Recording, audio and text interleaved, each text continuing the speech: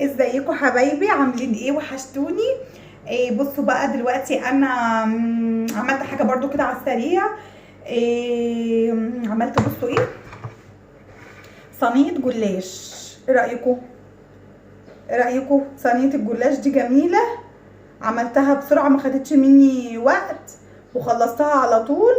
وبصراحه انا ما عملتش جنبها حاجه، يعني ما عملتش فراخ ولا لحمه ولا حاجه، هي صينيه الجلاش، لان انا عندي باقي من امبارح بشاميل وفراخ، فما عملتش حاجه. انا عملت صينيه الجلاش بس وخلاص باللحمه المفرومه. وبصراحه انا مكتره فيها اللحمه، يعني انا عامله فيها اللحمه كتير شويه. دي صينيه الجلاش بتاعتي. ايه رايكم؟ دي صينيه الجلاش بتاعتي، ما خدتش وقت. طبعا كلنا عارفين ان الجلاش سريع جدا، ما بياخدش وقت. انا كنت مسيحه سمنه على زبده ودهنه الصينيه بيها، يعني خدت شويه كده، معلقه كده ولا معلقتين من السمنه على زبده اللي انا مسيحاهم، دهنت بيها الصينيه وبقيت ارص الجلاش، يعني رق جلاش مثلا، وبالفرشه كده يعني احطها في الزبده والسمنه اللي انا مسيحاهم واعمل، وارجع تاني احط ورقه، بس ما تحطش كتير عشان ما يبقاش مليان زيت.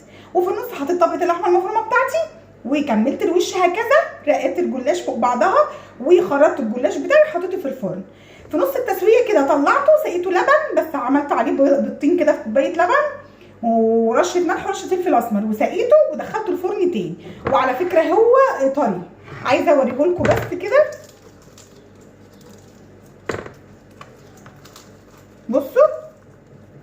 بصوا الجلاشيه بتاعتي.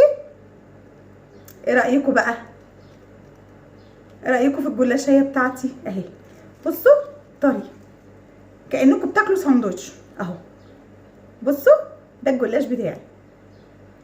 يلا ما تنسوش بقى تعملوا لي لايك على الفيديو، وقلت اوريهولكم واقول لكم انا هتغدى ايه النهارده وعملت ايه مع بواقي الاكل اللي عندي من امبارح. عندي بشاميل وعندي فراخ مشويه وعندي محشي ورق عنب، وماما كانت عامله محشي ورق عنب ادتني محشي ورق عنب، فقلت بقى ايه، يعني صينيه جلاش كده، كانوا طالبينه مني بصراحه، فقلت ان انا اعمل لهم صينيه الجلاش الجميله دي.